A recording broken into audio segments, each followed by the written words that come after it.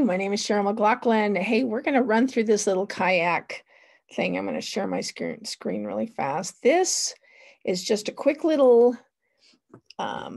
video or slideshow on what to bring. This will just kind of give you an idea, and there's just a little bit of other information. Okay, thank you for just stopping your life for a second. Let me run through this with you. Okay, so here we are on the water, and just want to run through a few things of what you need to bring and some other really important information. If you can, bring a food item to share with the group. That's optional. But right after we get everything put back into dry storage, we spend a few minutes, not very long, just have a bite to eat with each other.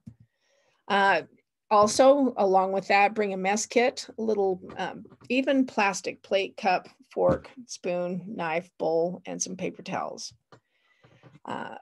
First aid kit is really important, just has Band-Aids, ibuprofen, a few basic things. Sunglasses, very important. A water bottle. It's the one thing that we really do take out on the water with us, and just make sure you drink plenty of water and keep it out on the water with you. Dry clothes to change into. A hat, definitely for that sun. Comfortable clothing to wear on the water. And a towel. This towel could be all wet, and you can put it on the stand-up paddle boards, and they have these little knobby things on there, so it makes it a lot more comfortable to kneel on a towel or something like that if you can, if you're on a stand-up board. Insect repellent, although I really haven't used any of this before, but it's a good idea to keep that in a little duffel bag with you when you come to the lake. Lip balm and any sunscreen. A life jacket, make sure it's Coast Guard approved. I always take a little small cooler. It has a couple of bottles of water, some little snacks, fruit, cheese, crackers, just things like that. When you're traveling, it's nice to have some food. A light jacket will definitely be a good thing to bring. And bring a whistle. I wish we would have had a whistle with us last year. Just when we need to get somebody's attention, it's really hard to hear, and you can't just shout anything up to the front of the group. So if you have a whistle and you keep that with you around your neck when you're out on the water, it can be very helpful. A light or headlamp, although we really won't be kayaking in the dark like this, but it really is good to have with you, and it could be on your phone as well. When you come the first time, if you don't have one already, get the Utah State Park annual pass, or you will be paying a lot of money for the entrance fee. Bring a cell phone, but I recommend not taking it out on the water with you. Some optional items may include, possibly, if you wanted, you don't certainly have to, this is all optional, but a little portable table with a tablecloth if you want for a little picnic. The water is really low, so there's lots of beaches, and there's picnic areas up in the grassy area, but that's kind of far from where we're going to be bringing our boats in. So we may just have a little portable table down there with us.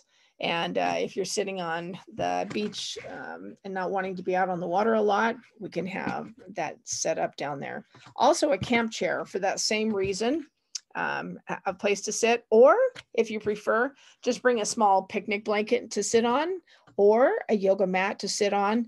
That can also be used on the stand-up paddleboard. Water shoes are super helpful. A camera, which again, many people have that in their phone. Which is, I love taking pictures. And again, if you can, until you're really, really comfortable and you have a waterproof case and everything, don't bring your camera or your phone out on the water, unless it's a waterproof camera. I talk about these little carabiners here. These are to clip your shoes to your watercraft if you take your shoes off, and you can actually have them secured to your watercraft that you're in. So you can take them with you and just make sure that they don't fall over in the water. Also bring some paracord. That's just some really good cord. You can look that up, Paracord, if you don't know what that is. We should keep a little bit more of that. If we had to tow someone, I've never had to tow someone except when I'm just for fun practicing. But if we had to, or if we did have to secure something,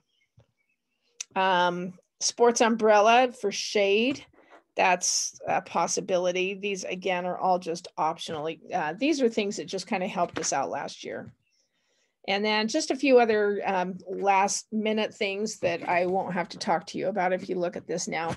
Water temperature, remember in June, it is much colder than in July or August. You can check the current conditions prior to an outing by going to this website, lakemonster.com, and type in the reservoir or the lake that you're going to be in. And we will be in the East Canyon area, the East Canyon State Park area. It'll tell you air temperature, water temperature, and wind. So it'll give you some good information, and it may adjust. I mean, it may not be exactly accurate, but it's pretty close. Pass off during the first part of June, you will be passing off basic kayak skills and stand-up skills just to make sure everybody is feeling comfortable. We'll do that definitely towards the very beginning of the season or whenever you come for the first time. Also, if you would, check your RSVP on signupgenius.com. That is the sign up list that I've sent you. Make sure you keep it accurate. And even if you are bringing your own watercraft, if you could keep that accurate as well, really appreciate that. Just it'll give us an idea of who's coming and who needs watercraft and who's bringing their own. This is not a fisherman, but be respectful of fishermen on the shore or in a boat. Make sure you kayak or stand up paddle at least 100 feet away. Also, we like to be more visible to boats, and we can do that by kayaking together. One unexpected danger zone that we discovered last year is when you're kayaking or stand-up paddling too close to a shoreline where small waves are breaking. When we get up on the water, I will demonstrate those areas, and that can cause you to be a little more tippy. So you will keep you away from those areas. And you'll be aware of those once we show you if you're not familiar with that already. Also pay attention to the wind direction when you get up at the reservoir. We like to see where the winds are coming in, and a real effect, not just reading about it on a website, but seeing for ourselves what the water looks like and if there's any breeze or any wind at all. It will affect our decisions on the water and where we plan to kayak. Also, practice keeping your body quiet and centered in your watercraft. Only your arms and your shoulders should be moving. That's something really important to practice if you want to stay in the kayak all the time. It's a great exercise to practice. Also, I said this in the other videos, I know, but just again, focus on your top hand. It should always be pushing away from you, whichever hand is on top. That really is the best, and you can avoid blisters and all kinds of problems. So sometimes I actually say push, to just remind me to focus on the push and not the pulling on the underside, on the bottom hand. Once everyone is in their kayak ready to go, we do like to try to keep a few experienced kayakers, one at the front, which that would generally be me, one in the middle area of our group, and then one at the back of the pack, just to keep an eye on everyone. And that's where a whistle would really come in handy. If there was a problem and you need to get other people's attention, you could blow that and we could stop and see what's going on. There are 2 sign-up lists. Remember, if you have not received both of those sign-up lists, one is for the RSVP for every outing, and then the other is for carpool information.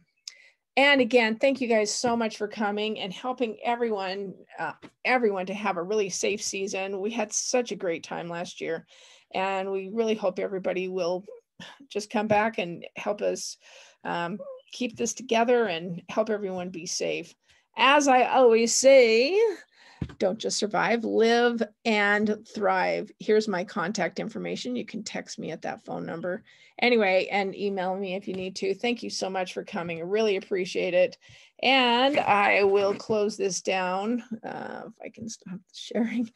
Anyway, really appreciate you coming, and we will see you soon. Okay, thanks so much.